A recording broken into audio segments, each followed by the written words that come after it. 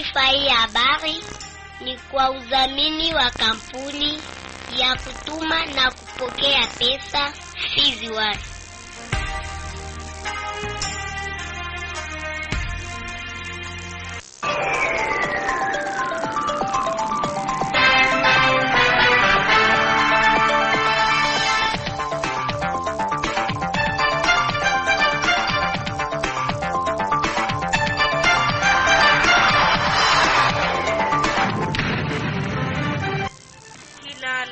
Mbele ya Mwenyezi Mungu, msikilizaji, karibu kufuata uchambuzi wetu wa habari leo hii, uchambuzi ambao unajumuishwa na ukurasa wa habari muhimu, ripoti za wanaripota wetu kutoka kona mbalimbali, habari za michezo pamoja na habari za kitaifa na zile za kimataifa.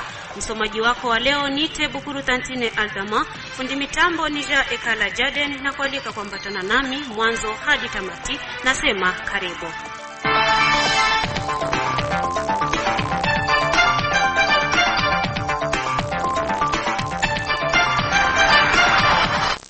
Kabla ya uchambuzi wetu wa habari kwa kina, hebu pateni habari muhimu inayosomwa hapa naye mchumbe wa mkulima na Fatuma. Karibu. Naam, shukrani sana mwenzangu Bukuru Tantine Aldama. Wacha tuanze habari zetu muhimu na hizi za katika mji wa Baraka, ambazo bei ya gari ya mawe imepanda tangu sasa kwa pesa 1018 pesa za Kongo kwenye sehemu ya machimbo ya mawe ya Katoliki mjini Baraka.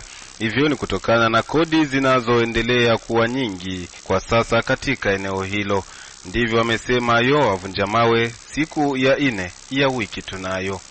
Na kule Uvira ni kwamba kuweka shinikizo au pression ili kuomba serikali kuu ya Kinshasa kuheshimu mapatano yake na walimu ndiyo ilikuwa lengo kubwa ya maandamano ya amani yaliyoitishwa nalo shirika la raia kusini mwa jimbo hili pa Uvira siku ya 3 ya wiki tunayo.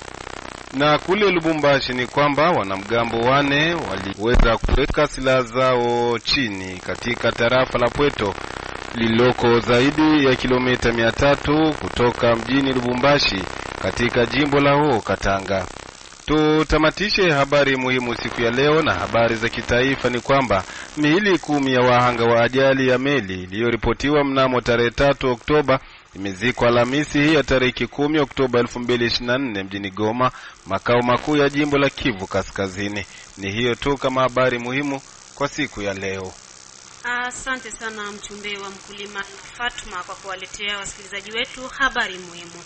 Na sasa tunaingia katika uchambuzi wetu wa habari tukiwa katika mji wa Baraka. Ni kwamba mgomo wa walimu bado washuhudiwa katika shule za kiserikali za mji wa Baraka, licha ya wito uliotolewa na uongozi wa kitengo cha utetezi wa haki za walimu Sienko tawi la tarafa la Fizi na mji wa Baraka, ukiwataka walimu warudi mashuleni, huku kitengo hicho kikiendelea na mazungumzo na serikali. Mengi zaidi naye Safari Alimasi Lemetinware ndani ya studio.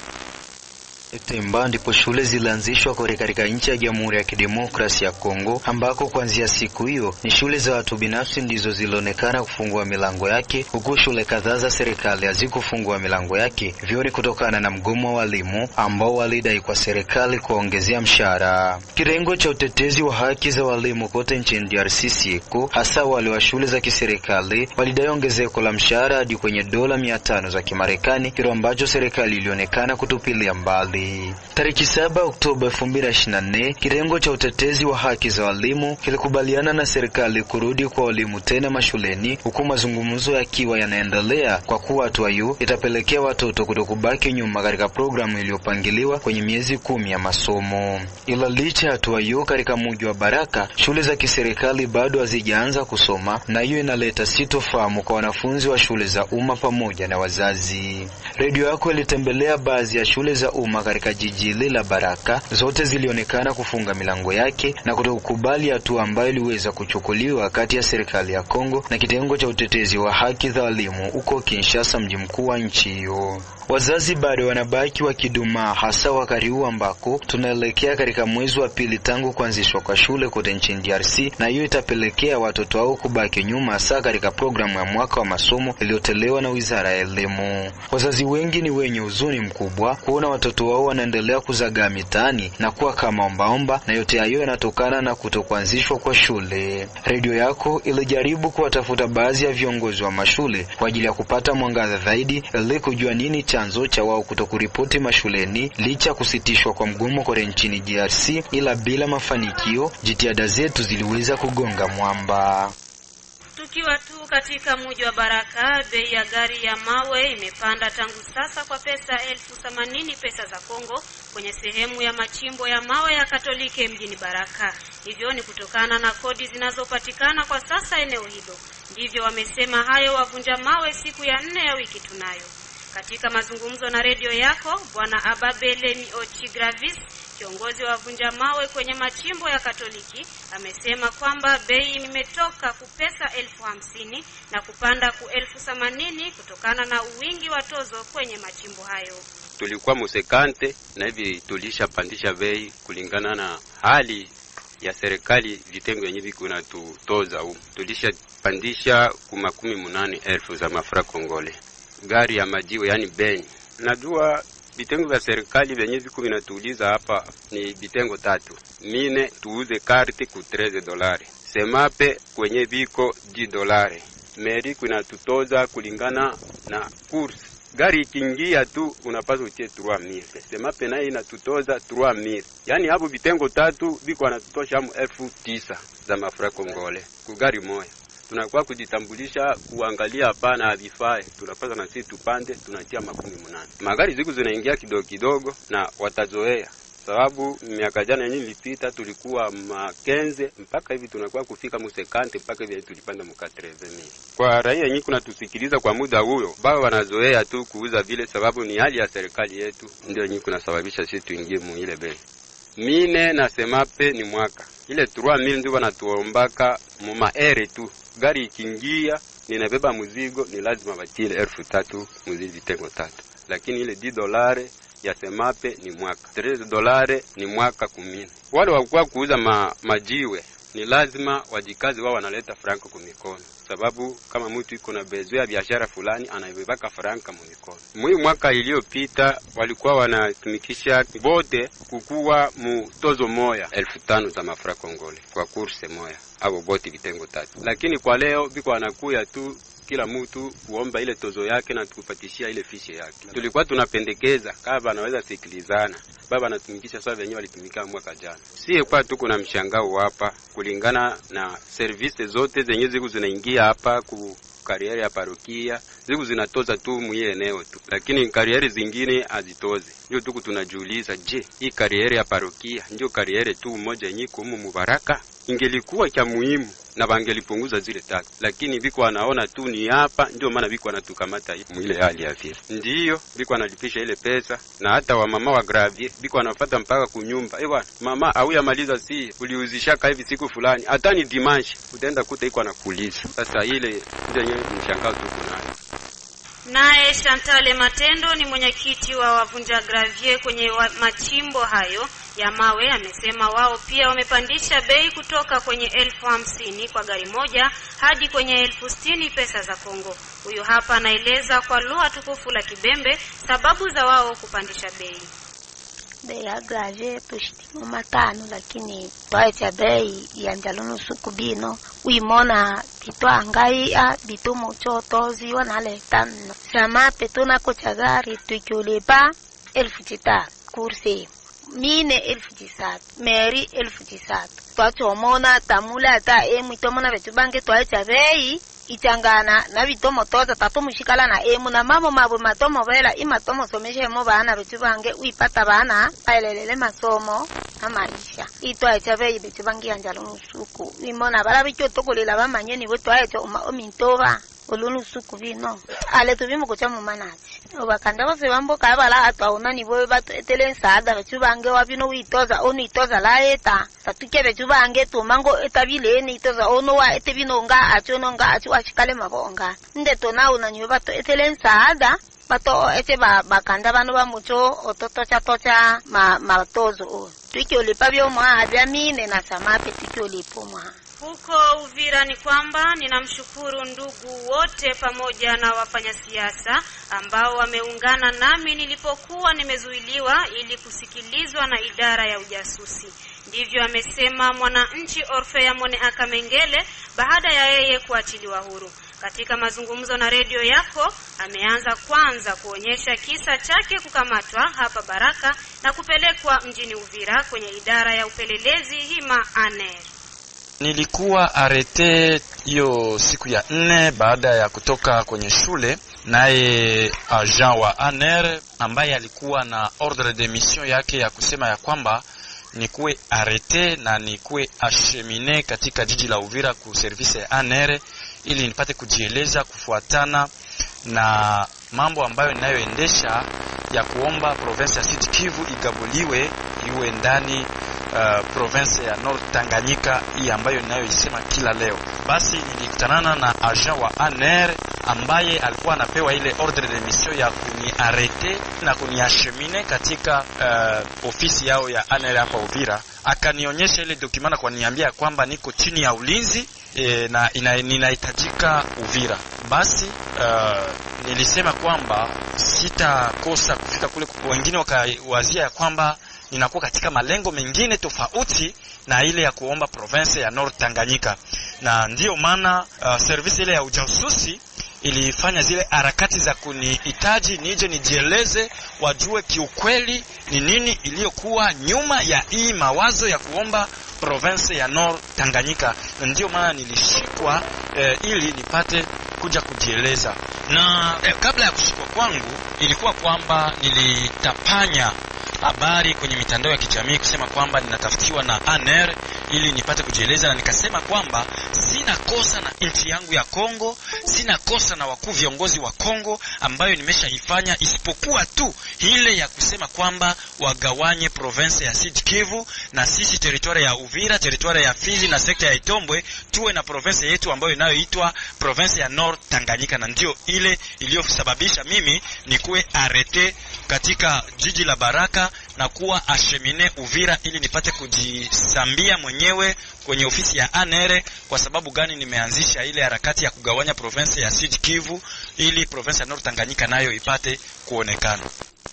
Ili kutaka kufahamu ni namna gani ameachiwa huru, Orfea Mone amejibu yafuatayo. Ndiyo, mimi niliachiwa huru jana tariki 9 ya mwezi huu wa 10 na saa 12 za jioni na dakika 25 nikapewa uhuru wangu ya kusema kwamba niende nyumbani. Na wakati nilipopewa ule uhuru ilikuwa baada ya wao kunihoji na kuniuliza swali 47.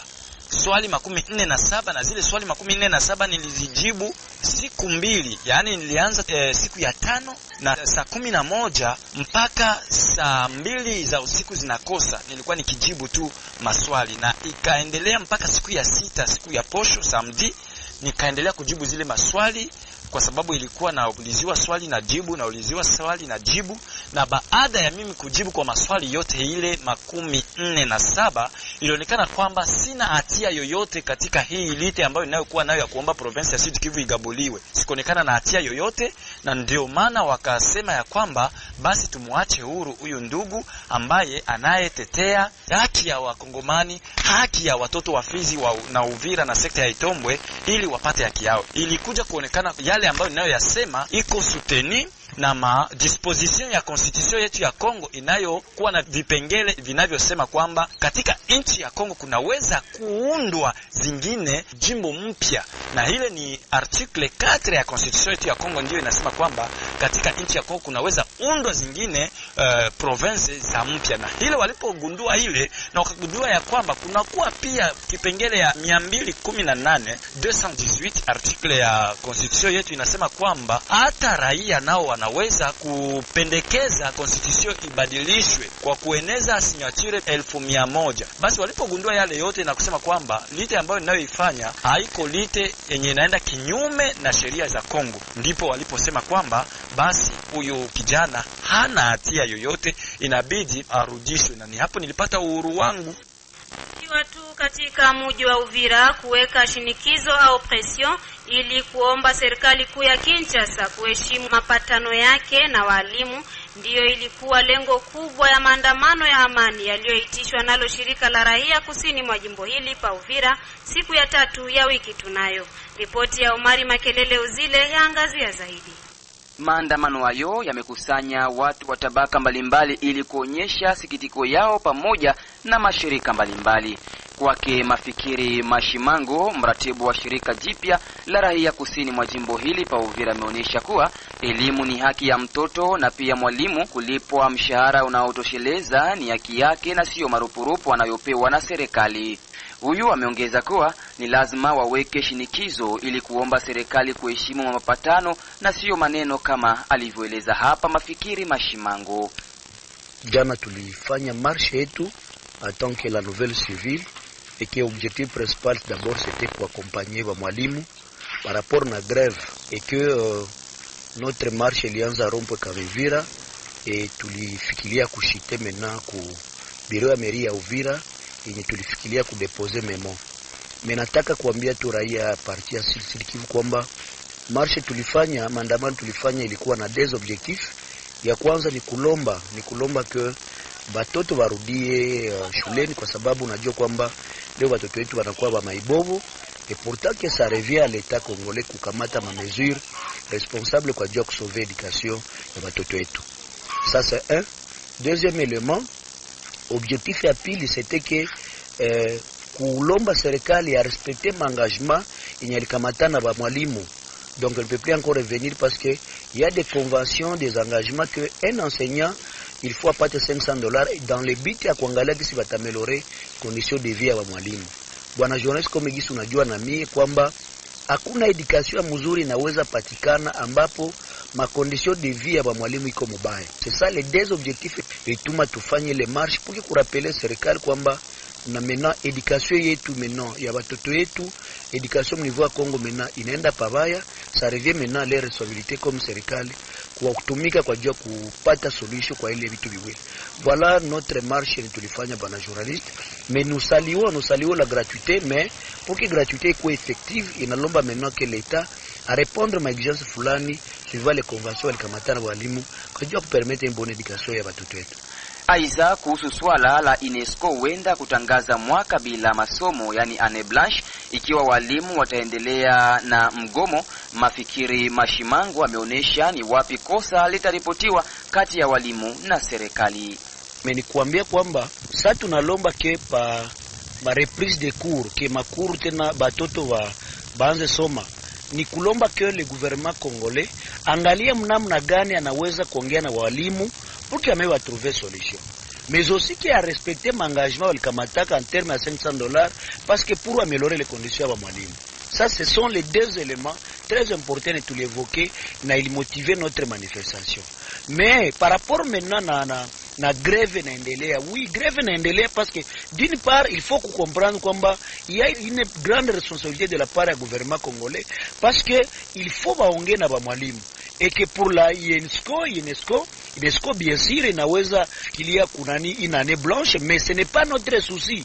Le souci en tant que nouvelle civile ni kuambia maintenant serikali atumike le plus vite possible, angalie ma mesure gani anaweza kamata pour quand même sauver cette année. Le cas contraire, il n'y a pas une mauvaise foi de la part ya mwalimu, mais il y a quand même une mauvaise foi de la part ya serikali yetu yenye quand même conditions dans lesquelles les mwalimu wako naishi emo, ce sont des conditions déplorables. Inalomba maintenant que une grande responsabilité de la part du gouvernement qu'on doit sauver cette année-là.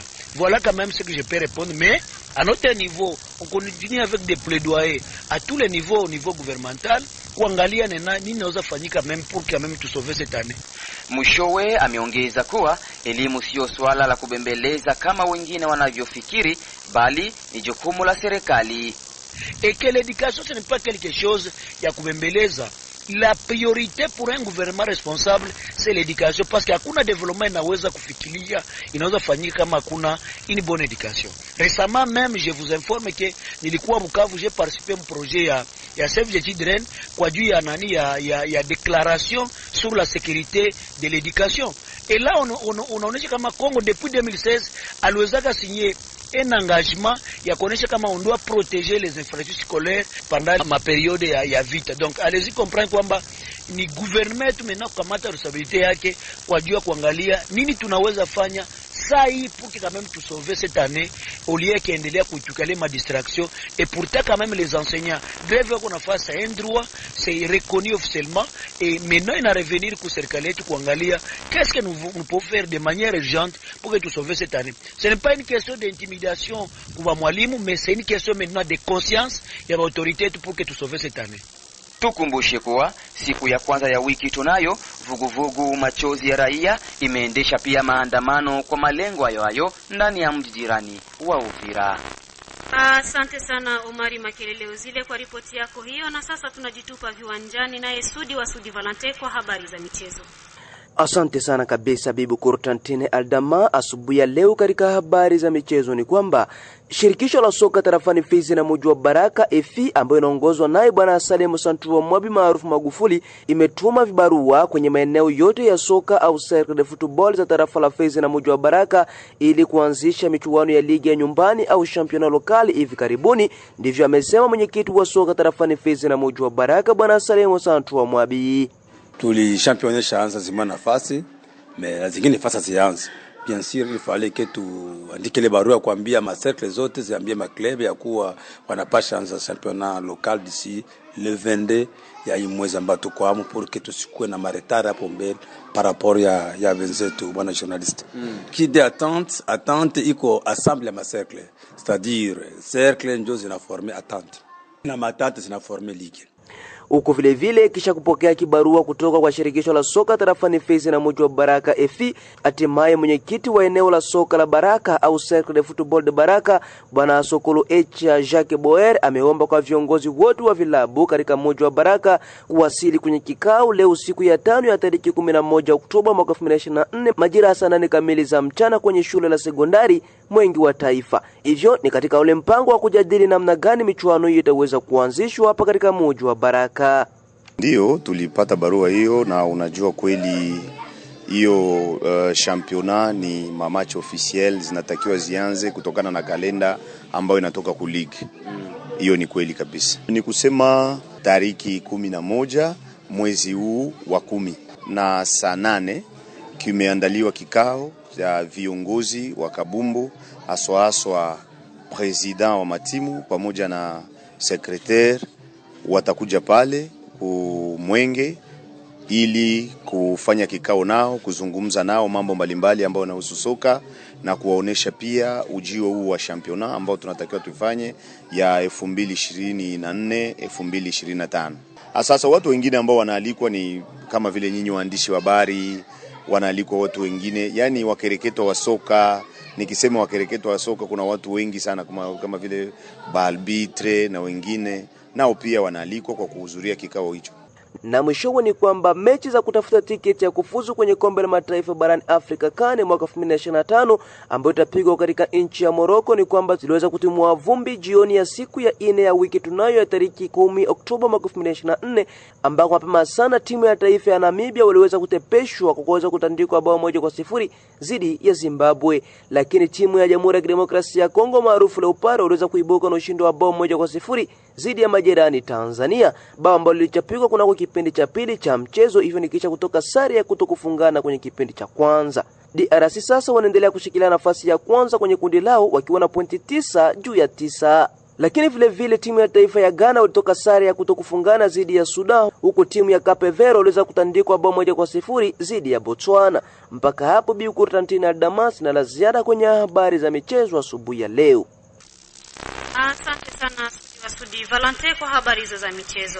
Endapo msikilizaji unaendelea kujiunga nasi, unasikiliza uchambuzi wetu wa habari kutoka kwenye redio ya kijamii Kivu Baraka kupitia mitabeni ya 93.0. Kampuni Fizon Baraka, Mboko na Msisi ni rahisi kutuma na kupokea pesa cash pote ulimwenguni bila usumbufu. Na sasa ni habari za wanaripota wetu kutoka maeneo mbalimbali, tukiwapo mjini Bukavu. Movement ya kiraia Le Trio des Patriotes Sentinelles de la Cité TPRDC yalika walimu pia wazazi wa shule za msingi na kisekondari kuungana pamoja kwa mafaa ya wanafunzi. Pia wanaomba serikali nchini DRC kuchukua jukumu lao ili wanafunzi waweze kurudi shuleni na kusoma katika hali iliyo bora. Radio Kivu Bukavu, tunajiunga na Louise Busane Lisiene kwa ripoti kamili. Ujumbe hii inapatikana katika kibarua walichokiweka hadharani hii siku ya 3 tarehe 9 Oktoba na kimoja kufikia radio yenu. Movement hii yasema kuhuzunika kuona mishahara ya walimu inaweza kuleta ubishi, ijapokuwa maadibisho pia mishahara ni haki inayokubaliwa na katiba ya nchi ya Kongo. Movement TPRDC inalaumu hali ya ukatili ambayo walimu wanakuwa wahanga, pia mikutano au mazungumzo zisizokuwa halali zinazoendeshwa na viongozi wa shule fulani na zinazolenga kurudisha marupurupu ama prime kwa lugha ya Kimombo. Izake Mukanihe, mnenaji wa Movement TPRDC, aeleza.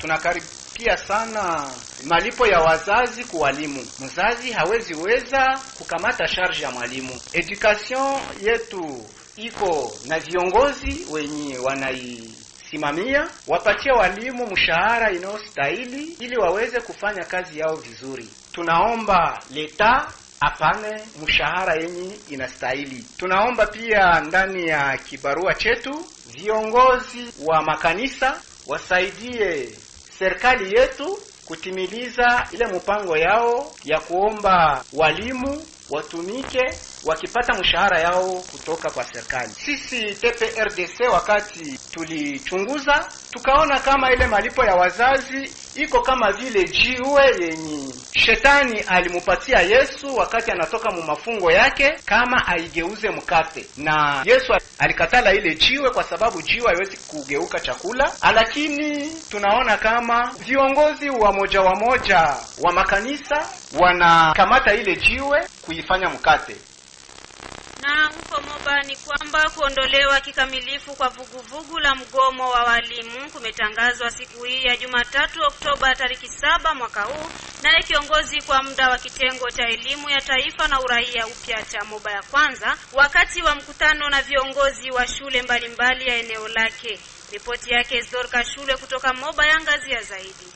Wiki nne tangu walimu kuingia kwenye vuguvugu la mgomo kuitisha siku chache kufunguliwa rasmi kwa mwaka masomo 2024-2025 nchini mwa Jamhuri ya Kidemokrasia ya Kongo tarafani Moba, mkuu kwa muda wa kitengo cha shule ya elimu ya taifa na uraia upya cha Moba ya kwanza ametangaza kuondolewa kikamilifu kwa vuguvugu la mgomo wa walimu. Kwa kukutana siku ya Jumatatu Oktoba 7 mwaka 2024 pamoja na viongozi wa shule mbalimbali ya chekechea, primary na sekondari, kiongozi kwa muda wa kitengo cha elimu ya taifa na uraia upya cha Moba ya kwanza amewataka walimu kurudi shuleni na wazazi kwa tuma watoto wao shuleni. Kabebe Kapulula Ibido. Kuondolewa kwa mgomo, tupo na dokumenti ya siku ya taifa. Toka huko uamuzi umetoka kuondoa kwa mgomo kuanzia tarehe ya leo Oktoba 7 mwaka 2024. Wazazi wote tunapaswa kutuma watoto shuleni na walimu wote wanapaswa kupatikana kwenye eneo yao ya kazi. Mainspekta wana halmashauri wa masomo na pia viongozi wa shule tunapaswa kushuka uwanjani kwa ajili ya kutoa ufanisi wa kwanza tena kwa majifunzo.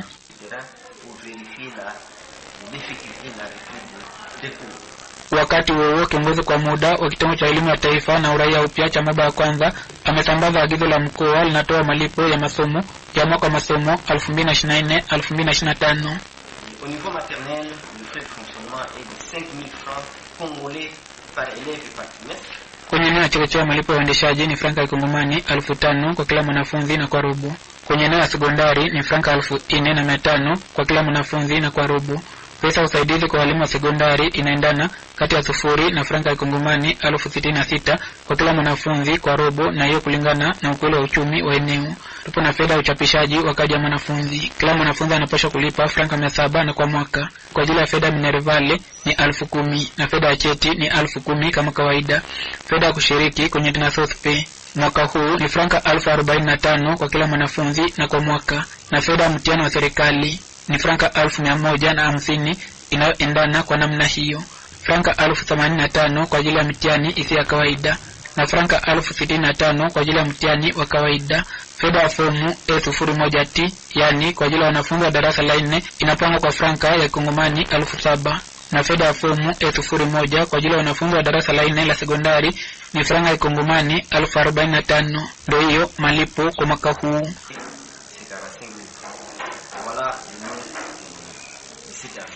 Katika neno lake la ukumbusho, kiongozi kwa muda wa kitengo cha elimu ya taifa na uraia upya cha Moba ya kwanza amebaini kama shule ya msingi haihusiki na malipo hayo na elimu bure ni lazima iwe na ufanisi. Nikiripoti kutoka Moba, Zidor Kashule, Radio Kivu. Na tukienda katika habari ya kitaifa, miili 10 ya wahanga wa ajali ya meli iliyoripotiwa mnamo tarehe 3 Oktoba imezikwa Alhamisi ya tarehe 10 Oktoba mwaka huu mjini Goma, makao makuu ya jimbo la Kivu Kaskazini. Baomesadi Francois ametuandalia ripoti ifuatayo kisha upekuaji wa magazeti. Majonzi na simanzi yameshuhudiwa kwenye nyuso za raia wengi wa mji wa Goma na viungani mwake kufuatia harakati ya mazishi iliyoendeshwa Alhamisi ya wiki tunayo ya wahanga wa ajali ya meli MV Merdi iliyoripotiwa tarehe 3 Oktoba mwaka huu. Miili 10 ndiyo iliwekwa mbele ya wahudhuriaji kwa ajili ya ibada na kutolewa heshima za mwisho kabla ya kupelekwa kwenye makaburi ya makao yapatikanayo kwenye groupment ya Munigi tarafani Nyiragongo kwa ajili ya mazishi. Waziri wa masuala ya kiutu nchini Jamhuri ya Kidemokrasia ya Kongo, gavana wa jimbo la Kivu Kaskazini na Kusini, pamoja na viongozi wengine wa kisiasa kama vile wa kijeshi walishiriki kwenye tukio hilo la huzuni. Katika ajali hiyo ya tarehe 3 Oktoba, familia moja iliyopoteza wanamemba wake 5 ilikuwa yenye kukosa faraja. Kila mmoja anachukizwa na kuripotiwa kwa ajali hii iliyosababisha vifo vya wananchi wenzao, ni kama vile wamama wafanyabiashara na watoto wao, vijana na kadhalika. Shughuli hiyo ilianzishwa na ibada ya watu wote kabla ya hotuba ya viongozi mbalimbali, mkiwemo ile ya waziri wa masuala ya kiutu Aziza Munana pamoja na gavana makamu wa jimbo la Kivu Kaskazini. Baada ya hapo ilifuatia hatua ya kuweka mashada ya maua na baadhi ya shuhuda. Kisha hatua hiyo, msafara wa mazishi ulielekea moja kwa moja hadi kwenye makaburi ya makao katika eneo la Nyiragongo, takriban kilomita 10 kaskazini mwa jiji la Goma.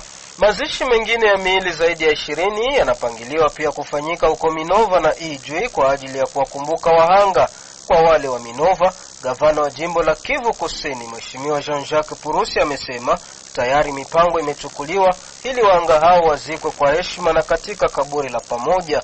Miili 2 au 3 mingine itasafirishwa pa Ijwi ambako ndiko wahusika ni wazaliwa na mazishi yao yataendeshwa pia huko. Ni kupitia ripoti yake hiyo Baomesadi Francois ndipo tumefika mwisho wa uchambuzi wetu habari. Msomaji wako alikuwa Bibu Kurutantine Aldama, fundi mitambo alikuwa Ja Ekala Jaden.